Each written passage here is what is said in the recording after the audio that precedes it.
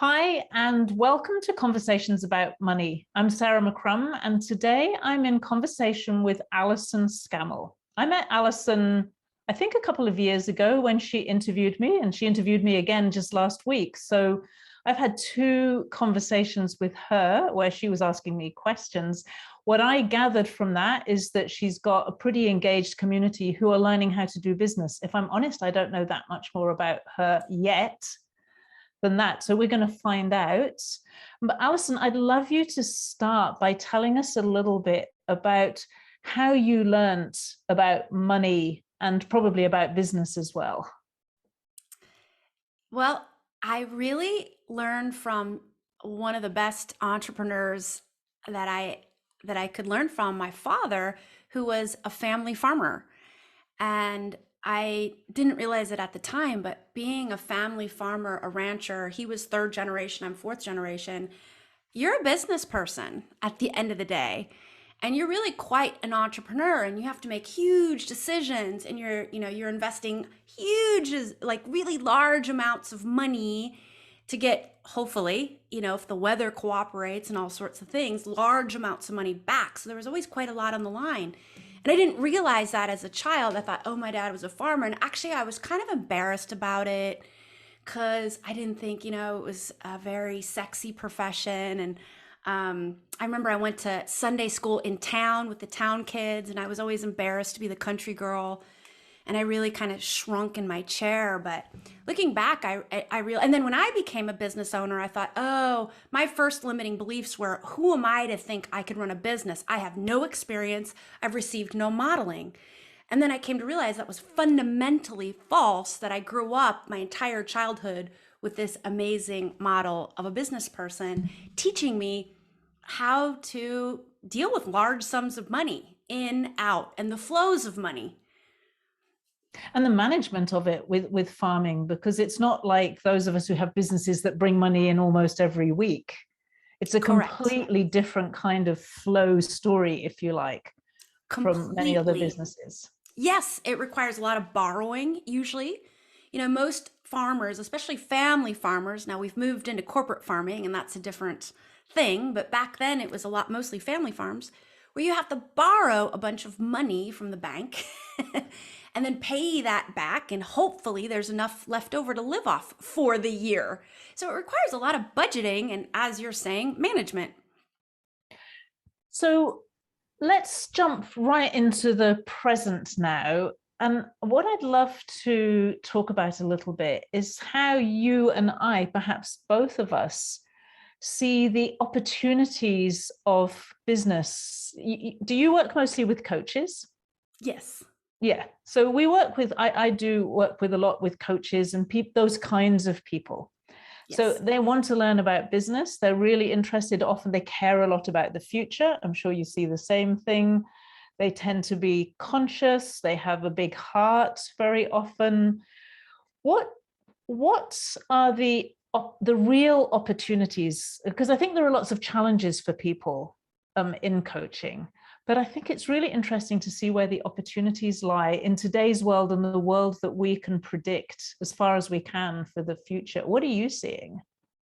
Well, I'm seeing a world where we're moving more towards being aware, just how becoming aware of just how much our energy can do, and focusing on our energy and healing our energy and mindfully raising our energy to higher vibrations and to higher alignment, and how that can really put us into an ease and flow and excitement where we don't have to be using icky marketing strategies that feel bad in our business or feel inauthentic.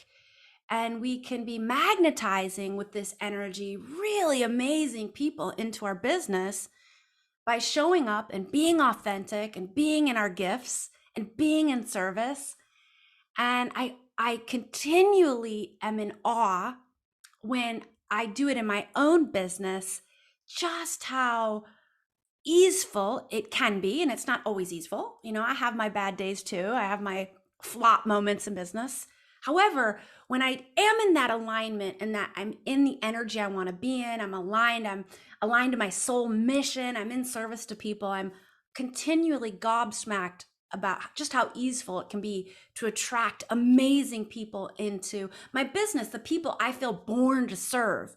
And when that happens, it's like a magic, that coach client, I call it soul clients, magnetizing those soul clients into my business. And it just never ceases to amaze me of how miraculous and amazing it can be. And I'm not suggesting it needs to be like that every day. I think we're meant to have a range of experiences in our business. However, it really can be that way. And I think the more we understand that and the more we can mindfully align to that, I think it creates possibilities in our business that we don't even dream of, like going beyond Facebook ads and just connecting to people from an organic space, new ways of connecting and selling and being in service in this really potent, magical energy. I think that is arriving to us here on planet Earth, and we're little by little starting to understand it a bit more. It's so interesting because I remember years ago wondering if energy would become the next language or the next big thing. And in a way now, probably I don't care whether it becomes that or not. It's really clear to me that we need knowledge about energy. We need understanding of it. We need to take care of it. We need to recognize that it's the foundation of who we are, and it's the foundation of our business. The energy of the business really matters. And to give you a tiny example, I got an email yesterday from somebody. They were responding to an email that I'd sent out, and it was a short email inviting people to a summit. It was not a summit. It wasn't my summit. It was somebody else's summit.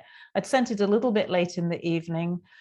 And she said, "Did you write this, Sarah? It doesn't feel at all like your energy."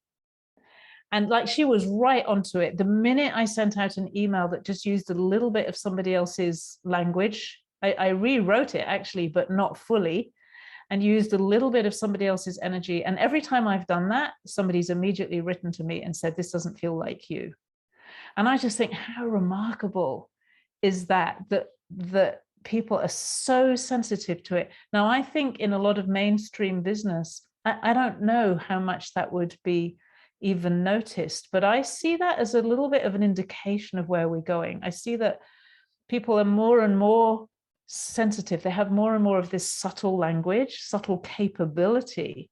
And that means they can read what's going on in ways that we couldn't have dreamt about 30 years ago. I totally agree. I have a great quick story that really reflects your point, I think, quite well. It just happened this weekend. And we were chatting a bit before the conversation that I just had this magical weekend in London. And before that weekend, I just did a 3-day retreat with a mastermind I'm running, basically about how to do soulful launches. So launches in your business where you're kind of it's a concentrated sales and marketing period, but you're launching and offering a product that in a way that just feels in service, it feels aligned, and it feels fun. And the theme of the retreat, it kept coming back from all the guest instructors, from all the participants, this idea of fun and play, being in the energy of fun and play and authenticity as part of that in your content that you create for your audience. Well, so finished the retreat, went to London, and it just was like magical. Like I felt like London was conspiring to ensure I had the best weekend possible. All these magical things kept happening. And I had this email queued up on Sunday morning. It was on cue to schedule. I didn't have to touch it. It had been drafted by my marketing manager. She had drafted it. I had read it and cleared it. And it was inviting people into a masterclass I'm having today, actually. And I reread the email and it was great. My marketing manager is a fantastic writer, but I'm like, this doesn't feel like fun or play. This doesn't really feel like me. This doesn't feel spacious. So I scrapped it and I rewrote it. And I just shared people my experience about the weekend. It was in this energy of fun and play, and everything was just happening for us. And that's how it should be in your business. It should just be in this expansive, fun, play, authentic energy. And I swear to you, Sarah, so that email went out. What are we? We're Tuesday. It's 48 hours later. That email has made me $20,000. Beautiful. In 2 days, because I had some people reach out to me about one-on-one coaching. Yeah. 3 people in 2 days. I'm a little bit still gobsmacked by it. Again, that sort of, like, it leaves you in that feeling of awe. Yeah. It's so interesting because I've had so many experiences in every direction. I remember one course that I decided to launch on New Year's Day. It felt like almost like suicide to do that, especially in Australia, because it's like in the middle of August and Christmas together, to put it into a European context. And Yeah. people don't go back to work till towards the end of January normally. So they're sitting on the beach and they're having fun. But I just felt like I must do it. And I didn't have any chance to do any discovery calls or anything. So I just started sending emails before Christmas. But I remember for me, the key was that I got into this two things. One is I got into this place where instead of being nervous about whether people would sign up, I said, if a single person signs up, I'm going to run this course because I love it so much. I feel so strongly about it that it would be worth it. And so I didn't have that kind of, oh my goodness, I've got to have 20 people at least because otherwise I'm a failure. All of that was completely out. One person would be good. That was fantastic. But the other thing was I thought, oh, help, I can't do one of those huge fancy sales pages. So I wrote, it was really long, but I just, and the course was about love. It was called 2017, Let's Start It With Love. And I'd never taught anything like it before. I just wrote this thing about this long as an email, and then I just plonked it on my web page, on my signing up page. I just wrote completely sincerely what I had learned about love. And people just started signing up. I had the best sign up that I'd ever had for any course on that one without anything apart from about 3 or 4 emails that I sent out.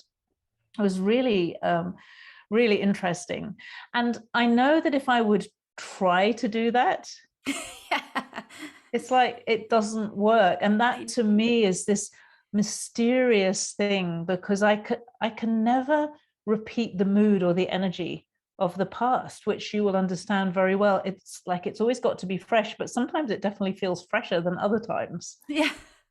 That's a brilliant name for a course. I think I would have signed up on the name alone.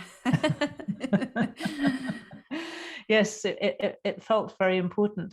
So we have this language of energy now.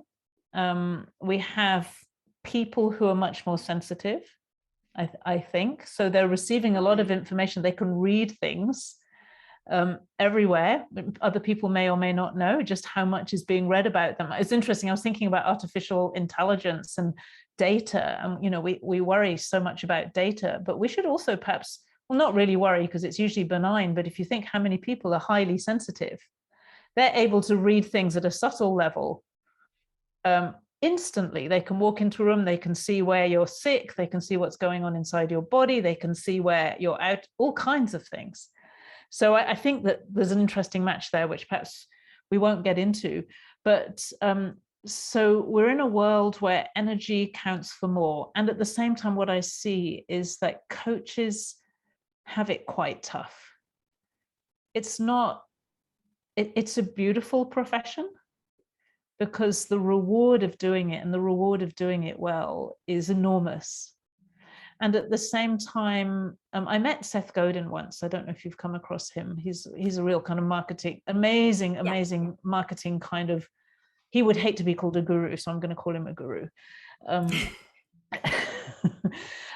he's very maverick. He's not regular in any way at all. But I met him, and one of the things I remember is he said, it's really, really hard to be successful as a coach because everybody who knows they need a coach has already got one, and everyone else doesn't know they need one, so they're not looking for one. And I thought that was really interesting. But I'm curious what you see if we look ahead. There are so many people becoming coaches, and it continues just more and more and more of some sort or some other kind of health, well-being, good, empowering, teaching, helping people kind of person. What do you see if we look ahead a little bit? What's going to happen to all of these people? Well, I see 2 potential tracks, and they likely will both happen. And I would like to see one happen more than the other. I do think it's just a growth industry, more and more. I like to use the metaphor of Starbucks coffee. Back in the 80s, 90s, I don't know, early 90s, I'm not exactly sure when this started to shift, but people would spend 50 cents on a cup of coffee and not think much about it. And they'd have 1 or 2 a day. It would be done.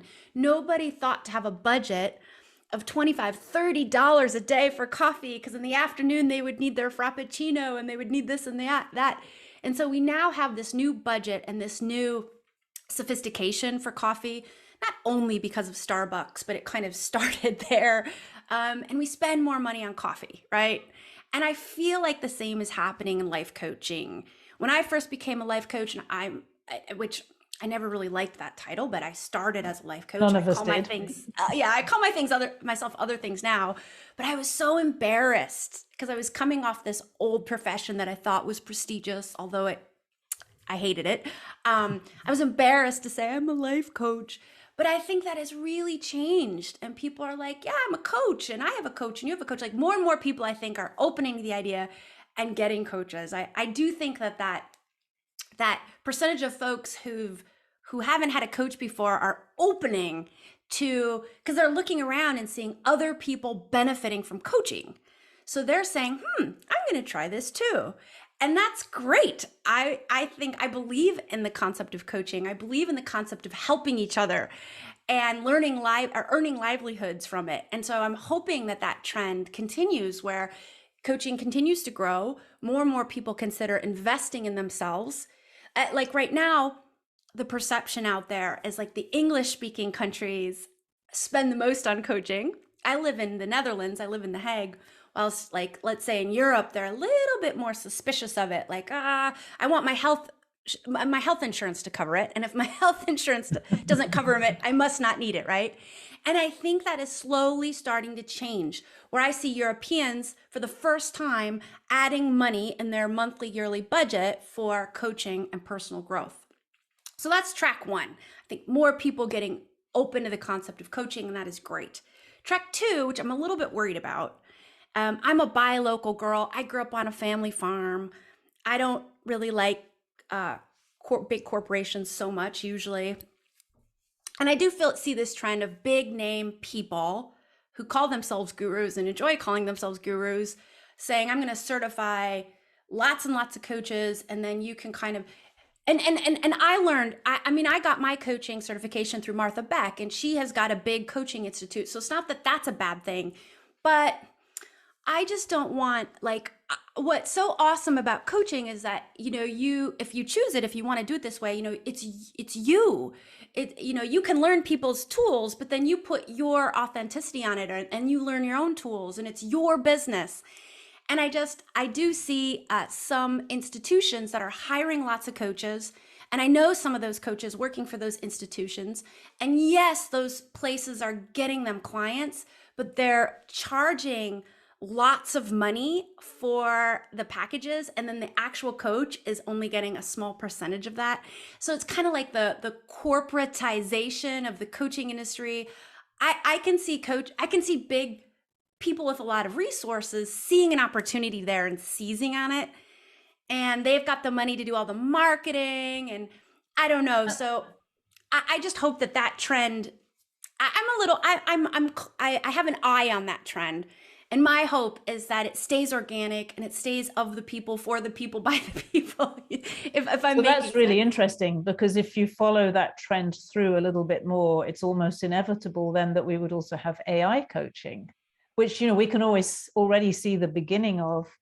And I was just starting to listen to a book today, which is talking about AI and how by, I think, 2045, it'll be 1 billion times more intelligent than human beings. It'll be sentient and have a wider emotional range than we have. And yeah, it's very easy to see how at a technical level, it would probably be a better coach than a human being.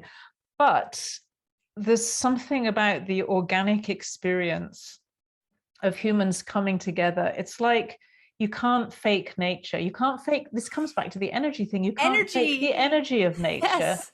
You can't fake the spirit of it. It's real. And nature, we can look at it however we like. We could say it's primitive, or we can say it's very sophisticated. I don't think we really know. It's probably all of that together. It has the most primitive organisms, but maybe those organisms as collectives are incredibly, incredibly sophisticated. Who knows? That's just what I suspect. But I know that being in nature can't be replaced by something that isn't nature.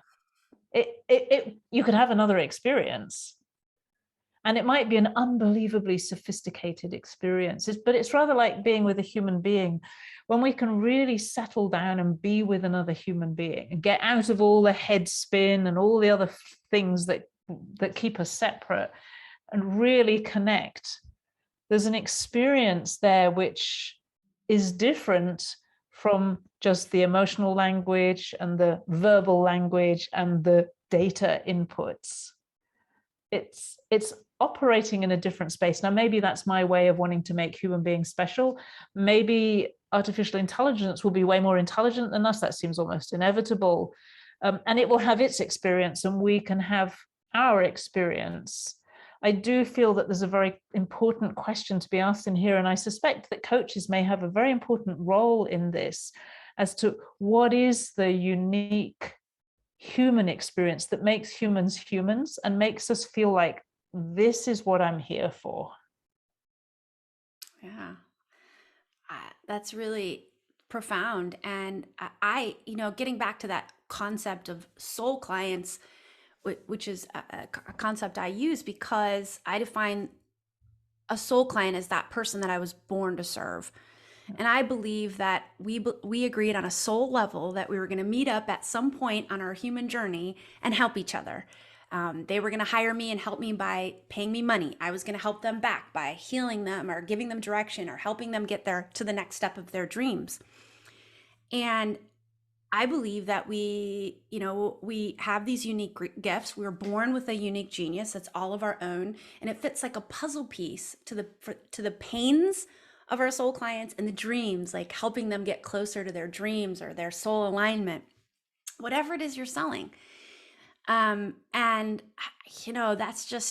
human to human energy. That's we fit. I think we just fit, and I can't see. I think that to an extent that can be replaced. I mean, I think that there's, I like a good tool. I like a good 5-step process. You could have a good AI that asks really great questions. Yeah, I'm up for it. I'm not saying it's all bad. I just don't think it can replace that soul connection. And I really think it's part of our soul path. It's why we're here. We're here to express our gifts. We're here to heal. We're here to grow. Like what do they say? The greatest school is the school of earth, right? And we're here to grow and heal and evolve. And in order to do that, we need to be connected to each other. And what deeper way to connect than a really deeply soul-connected coach-client relationship? It's a wonderful way, in a way, to, it sounds a bit weird, but it's almost it's a way of practicing connecting as well. Yeah. We learn, both as a client and as a coach, you really learn how to listen, how to be open, how to be non-judgmental, how to accept things maybe that you never thought you'd accept. You sometimes have to listen to people telling stories that you never thought you'd have to listen to, and really understand that other person. I've had a few situations which I would not have imagined would come my way, mostly around people who are really depressed and suicidal. I won't tell stories here. But I could tell a few stories, and they're fairly hair-raising. And how do you deal with that situation? But and what I learned was that I was on the other side of the world from somebody in that situation, and I learned that my presence was important, just that. And it was nothing that there was nothing that I could do that was going to make any difference to things, but my presence was important. And what is that presence really? Who knows? Was it just the fact that I was the only person who listened at that time? And I don't know. I don't think I'll ever have the answer to that question. And perhaps that's part of it. Rather than the data that kind of knows and accounts for everything, that ability to not really know, which I think is very human, and show up anyway, and to have this rather messy experience that has kind of beauty built into the mess. Yeah. It's so contradictory in a way, and yet that's life. Yeah. That's so beautiful. I often say that being a coach is like being a professional listener. And I will say my entire life, I've had a hard time paying attention. I'm a dreamer. I'm a daydreamer. I just like, I'll get lost in the clouds my entire life. And my husband will say, oh, if you just listen, like my best friends. Well, there goes Alice again. Did you catch a word I just said? And I just like, it's hard for me, but with a session, I am so dialed in. I am so actively listening. It's almost like in those sessions, I feel almost born to listen. And it's taught me, it's helped me to be a better listener and be more present, not daydream so much, have my moments of daydream, but being more present with my loved ones. And it is an amazing thing. And I do believe that people, a lot of people who are in pain, and not only in pain, but one of their biggest pains is they just don't feel heard. They feel like no one's really listening. And I think that that's the first step a coach can do for a person is just truly actively listen, like with your whole body. I feel like that's just like really healing for people just at the start, without doing anything else. I remember once, a long time ago, when I first was learning about energy, and somebody said, and she was also learning about energy from the same Chinese master as me. And she said, it's amazing. I do these private sessions and people come and talk to me for a whole hour. And at the end, they said, thank you so much. I feel so much better. She said, I haven't said a single word. Yeah. And I bet you she was very present through the whole thing. Yeah. Yep. So I want to ask a really cheeky question. Good. Because I think it's interesting to unpack this. When somebody is sitting there and they want your help, so there's a couple of things. They might have paid you. And the other thing is that there's a relationship there, which is not the same as, let's say, a husband-wife relationship or two friends together. There's a relationship where you've set yourself up as somebody who can, at some level, offer some kind of service or some kind of help to that person. I'm really curious about the dynamic that we experience, because I can very much relate to what you're saying. What's really going on in that dynamic where it's easier to be present to a client than it is to a husband, for example, or a friend or a parent or whatever it is? Why is it that our clients train us to be better people rather than we're better people, which we bring to our clients? Such a good question. And oh my gosh, my husband often says, I'm going to sign up to be one of your clients so I can get more of your attention. I'm like, oh, well, if you want to pay for it, go ahead. No. So there is a real question here. I think it's a real question, and perhaps an important one for us to actually dig into a little bit. Because like the first thing, we call this a conversation about money, and we dip in and out of money all the time. And that always happens. And I think that's fine. This is not the whole thing, but something happens when somebody pays you money. And it's interesting that was your retort to your husband, oh, pay me some money. And yes, I'll listen to you. Serious and not serious at the same time. So like, what is it that really happens when somebody pays us some money to be that professional person? And is that any different from when somebody doesn't pay? Because that might be where we can tell how much effect money has. Yeah, it's such a good question. I think it gets back to energy. I think it gets back to money as energy. And there's an exchange, right? Anytime you buy anything, here's money or something else, and I get something in return. So in a coach-client relationship, the energetic exchange gets higher and higher and higher, the more, in terms of like a high vibration and alignment, the more you are matched to your client, in the sense, the more that he or she is really someone you feel that born to serve.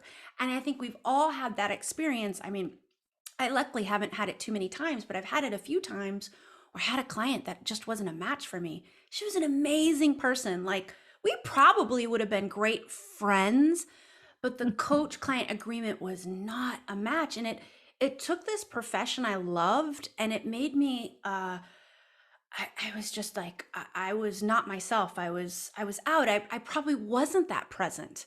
I did my very best. So this is interesting, because this tells us immediately that it's not money per se. The exchange, the money is important because it gives that energy to you. It gives you some freedom, but it's not money as such, because if a bad client pays you good money, it doesn't make it into a really great experience. Correct. And so the more Yeah. clear you get, and this is a journey, this doesn't happen overnight. It certainly didn't for me. The more clear you get over time, working with more people, more self discovery about who is it I truly feel called to serve. And this isn't about niching.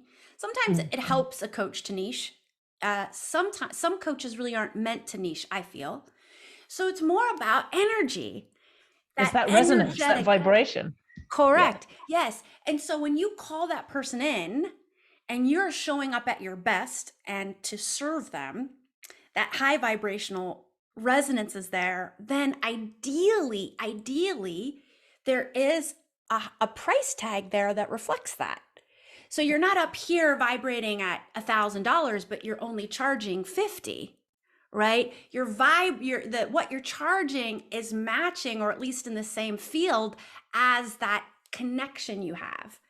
And when that happens, they're paying you your value, what you're really worth, and you're owning that worth. That's a powerful resonance. And when you're in that powerful resonance, in that energy, I really feel like this is one of the ways we can show up as our best, right? I'm owning my gifts. I'm being remunerated at that value, and I'm showing up at my best for those people. And I know when I'm in that energetic resonance, I'm so present, I'm so in the moment.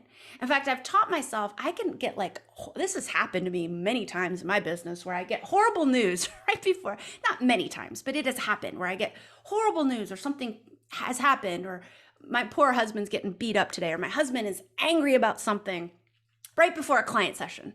And I'm just all scattered. But then I'm like, all right, I got a client session. I close my office door, sit down, 3 breaths, and I'm just in it. And that messy energy I was just in it's just gone for the 60 minutes. And then it's over. And Back maybe into I the go mess. back. Yeah, I go back into the mess. But it's just like, I don't know. It's like this agreement. We agreed. You're putting your trust in me. You're paying me this money, and I'm going to return that trust to you, and I'm going to show up. And I think it's just that energetic resonance that was created with the right connection, the right energy, and it's just creates this wonderful exchange. Now, the question is, how do you replicate that with your husband, with your best friends, with your mom or your sister? Well, with your husband, especially, because with your husband, you also have an agreement. A marriage is an agreement, actually. And if you That's look at the true. terms of the agreement, they're quite strong terms that most of us signed up for. Yeah, So would we that's an do that in interesting. any other area of our life? Probably not. Probably not. So there's another interesting thing in here, I think, which is what happens when somebody comes to you and sees you as an expert and at some level really trusts you. There's an energy that they give you. I remember often a few years ago thinking like, okay, so I'm kind of a healer. It's not really how I present myself, but I've done a lot of healing of one form or another. But I can only be a healer because people are looking for healing. And really recognizing that I could never put myself on any kind of pedestal above somebody who needed healing, even if I have lots of knowledge and help that I can give and things like that. Because in a way, my very identity as a healer relies on people needing healing, which is an interesting thing to think about. But there's also a really interesting dynamic that I think gets much more pronounced when you have groups where you have a whole lot of people who are really interested in what you're teaching, and there is no question that it gives you energy. Now, I think that that's a perfectly legitimate thing, and I also think it's really interesting, and I think it's a different dynamic from a relationship, because a relationship in an ideal world is based on mutual respect. And I see with my own husband, when we're both in that really great space, it's almost like we both give that energy to each other. And when we're not, it's not quite like that same kind of relationship. Yeah. I mean, all beautiful reflections. I think, yeah, I think it gets back to this exchange, what you were talking about earlier. I think when we are in that good place with our partnership, like we're feeling heard, we're feeling like they're doing their domestic responsibilities and that they're appreciating us for doing our own, and we're in that good exchange. But when the exchange is off, you're not doing enough, you're not doing enough with the kids. You're not enough. And then they feel like they're not enough and there's not enough appreciation. That exchange gets off. And when the exchange is off, it's hard to be present. It's hard to be in your gifts. It's hard to show up at your best. The other So actually, thing that's a lack of appreciation more than anything else, isn't it? Right. Yeah. Really. Appreciation. Well, I often think about appreciation because appreciation appreciates. And so there's this kind of expansive quality to appreciation. When appreciation goes in any relationship, so you can imagine a coaching relationship where the client doesn't appreciate you anymore. That would not be any fun. No. Yeah, I totally agree. Though I have had sessions, I do have sessions sometimes where people will come along and say, oh, Sarah, everything is terrible. It's worse than it was before I started. I like those moments because I know that those are likely to be breakthrough moments. I always encourage people to come and tell me when everything's got worse. Yeah. Yeah. that's always a good moment. But that I know what's going on there. So that's all right. But appreciation is a kind of currency. Yeah. It's a very powerful currency of energy, isn't it? It is. And I think, with a situation as spouse, if you're feeling unappreciative because maybe your perception is they're not doing enough or whatever, I think the trick here is to really just see those little moments, like really giving credit to the little moments, not just the big moments. Yes, and I noticed I have the same. Yeah. And also with business partners, sometimes with business partners, it's so easy to say, oh, why aren't they like this? They should be like that. Or they should be more like me. Half the time, it's like they should be able to do the things I can do, which is ridiculous because the idea is actually they can do other things and they might not be as good as me at the things I do because that's why I'm doing them. But I've seen that happen. And the appreciation of recognizing, hold on a moment, this person can do all kinds of things that I can't do. And that is worth more to me than the things that they're not terribly good at, because actually I'm much better at them. Or we can go and find somebody else who can do it. But I've had to make that switch. Like I've had to really, really learn to do that because it's so easy to get demanding and kind of like, oh, I want you to be like this. I'm just relating to that so much with my team. I think I'm a really good leader or supervisor or coordinator. I don't see myself as a boss, but I think I have a way I like things done. And I sometimes have to remember that they can't be inside my head and they're bringing their own expertise. And that's also a moment where I have to be really just appreciative and communicative and understand that it's not always going to be exactly how I would do it. Yeah, absolutely. But there's another thing that I think is interesting. I don't know whether you've seen this yet. You might not have done. This is something I've started to notice recently. And it may have always been this way, but I feel very encouraged by it. I'm beginning to see people who've been coaching for a long time, like maybe 20, 30 years. So they're very, very experienced, very sophisticated in a way. There's a lot of wisdom there. There's that richness and depth in their experience.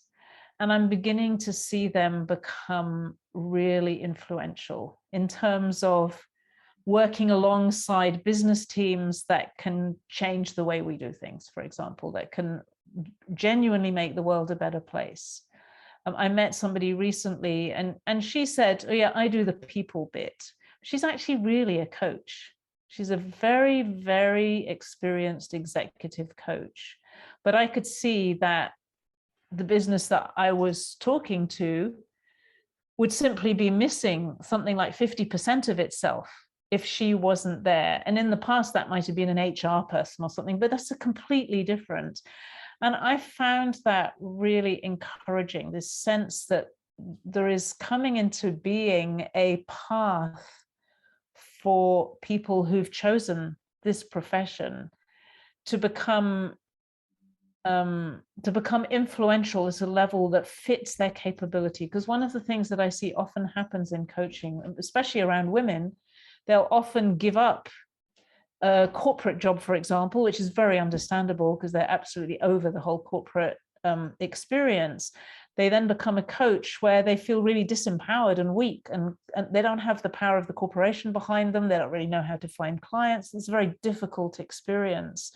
To see that there's a pathway ahead where, through courage and showing up and persistence and all the other things that we learn, and getting better and better and better at what you do, which I think is tremendously valuable, just sheer skill, mastery, whatever you want to call it, there comes a point where there's an elevation that happens, and suddenly you can operate at a different level.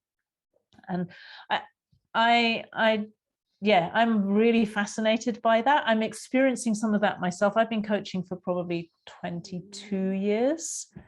And I did a lot of training, a lot of Chinese master training and stuff like that. So it's more than 30 years since I started this path.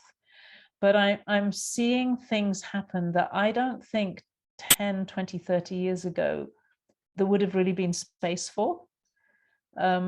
So I think there's an appreciation coming into our world that we need these people who are really able to listen, who have a deep experience of human dynamics. And also, I sometimes describe myself as the person who knows how to solve all the gritty problems that make most businesses fail.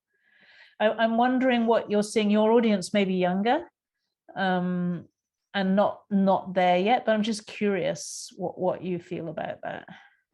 Yeah, I'm definitely seeing it too. I'm seeing it. My audience is kind of a range, but actually tends to be not so young. Mm-hmm. And you make me think of my next door neighbor. He was a senior executive at Heineken, and just fascinated with what I did. Fascinated. Every time we went over there for a barbecue, he would pepper me with questions. And then he took a bigger job, and he has now a quite big job. I forget the name of it. I know there's only like 3 in the world, but it's one of the 3 tobacco companies in the world. Wow. And of course they have to pay these enormous salaries, because who wants to say they work for a tobacco company, right? So he's getting this enormous salary. Well, his father passed away from lung cancer. He himself is very anti-smoking. He's got 3 teenage children who he doesn't want smoking. And I could just see this heaviness in him that he didn't really want to take the job, even though they had offered him this enormous salary. And it was like he was wanting to reach out to me. And he even, this is relevant because it's like I could tell he's like, it's like I feel this pull from him to like bring me into the corporation, not just into his life. It's almost like he can see, and years of senior corporate experience, that there's something very valuable that I do, even though he doesn't 100% understand what I do. And there's something missing in the corporation, in the corporate world. Yes. Yeah. And he just wants to pull me in. And I see that I have a weird, I don't know why, but I have a lot of people in my network who are high-level CEOs, CFOs. I have another friend who's a CEO of a big company in the United States. And whenever, we don't see him that often, but when we do, it's 1,000 questions about my business. And I always think, why is he asking little old me? Here he is, CEO of a Fortune 500 company. Because I think they're smart people. They know, like on an intuitive level, they know that what we coaches have to offer is really valuable. So I do think it's changing. I think that people are seeing the value. And I definitely agree with you when, we're putting this time in. I've got about 10 years of coaching in, coaching. Like I do think you get these sort of quantum leaps up, where you're growing, and then all of a sudden you get a little leap, and that's really valuable. And the traditional systems out there, the corporate systems, the government systems, I think are starting to see as well just how valuable some of these people out there with these resources. Sorry, it's okay. My thing tipped over. It agrees. So I think that one of the things that's really important to point out about this, I suspect, I can't say this for sure, is that what they're looking at is the aliveness they're looking at something that's not executive coaching. I'm sure some executive coaching is very kind of human and very, but it's not always. It can be quite process based, and has to fit in with the corporate expectations. There's something about coaching which goes back to something you said right back earlier in the conversation, where we have the freedom, we're not corporatized, and we have the freedom to be ourselves and to be human, to bring our own flavor to every conversation, and to let the other person bring their flavor to it. Because actually that's the point, is people want to feel their own flavor. They want to know themselves. Maybe that kind of just aliveness is the word that comes to me, is very appealing. And I would like to think that that's really true, because that gives me some sense, like if that the more attractive that looks, the more I think humans can go in a good direction. I agree. I mean, if you look at my neighbor, I almost feel like he wants me to tell him that he should quit his job. Yeah, I mean, actually, I often think about that. Like, what do you do with yourself if you're a genuinely decent person, not, a complete crook or deceitful, but you're just generally a decent person, very capable, and then you pour your energy into something that is fundamentally harmful and that you're fundamentally against. Yes, you can get the salary. Yes, you're creating employment. Yes, you're creating opportunity. Yes, there's a lot of yeses there, which I get. But fundamentally, what does that do to your sense of self? And I think this is a great example of a coach can, I think, sometimes give us something that loved ones can't give us, Like, I really feel on this intuitive level, it's almost like he wants to hire me and for me to help him come to the realization that the money's not worth it. Like, I feel this. This might sound kind of strange. And the crazy thing is, he could probably get the same money somewhere else, or almost as good, or perfectly enough, like masses of money, really, somewhere else. But I just think it's a fascinating dynamic, that somebody could give you permission to make the decision that in your heart you want to make anyway. Yes. That's the summarization of what a good coach does. And that's what a good coach does. I think it holds the space and helps you find out what your heart really wants, and maybe helps be the support system, the courage, when appropriate, the healer, to help you follow through. And sometimes the challenger. And sometimes the challenger, absolutely. Say it straight. I'm going to say it straight, what nobody else dares to say to you. Yes. Yeah. Yes. Well, I think that's a beautiful place to end. Thank you. It's been a real pleasure simply to explore this profession that we both share, and the dynamics of it, the potential of it, some of the challenges of it, but particularly more of a focus on what coaches can do, I think, to make our future more human. I love it. You asked some really great questions. It was a lovely exchange, and I'm really thank you for letting me be part of this. Thank you, Alison, very much.